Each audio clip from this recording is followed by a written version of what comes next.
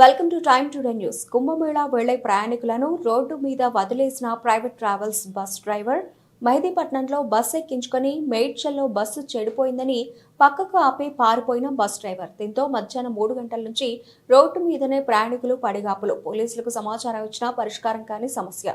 New Dhananjaya travels పై కఠినంగా అధికారులు చర్యలు తీసుకోవాలని కోరిన ప్రయాణికులు. వేరే బస్సులలో కూడా అట్లా 18, 10 అట్లా బుక్ అవుతున్నాయి. వీళ్ళు ఏం చేస్తున్నారు, అన్ని కలిసి క్లబ్ చేసేసి ఒక బస్సులు వేసి అందరినీ తోలిస్తున్నారు. ఇది జరుగుతుంది. ఎక్కడ ఎక్కిర్రు, ఎక్కడ ఆపేసారు? మెహదీపట్నం దగ్గర ఎక్కించినారు అందరినీ. నేను హైదరాబాద్ నుంచే పొద్దున 8కి వెళ్లాల్సిన బస్సు ఇప్పుడు పేమెంట్ ఎంత చేశారు మీరు? 6,300. ఇప్పుడు మిమ్మల్ని 4 టికెట్లు ఎక్కడ వదిలేసారు? ఇప్పుడు మిమ్మల్ని మెహదీపట్నంలో ఎక్కినారు బస్సు. ఇక్కడ ఆపినారు. బస్సు ఇక్కడ ఆగింది, మేడ్చల్లో ఆగింది. ఆపినారు. మీరు పిఎస్ లో కంప్లైంట్ చేశారేమో? అదో పోలీసులు వెనకనే ఉన్నారు. 7 మందికి స్టాండింగ్, వాళ్ళు సీట్లు లేవు 7 మందికి.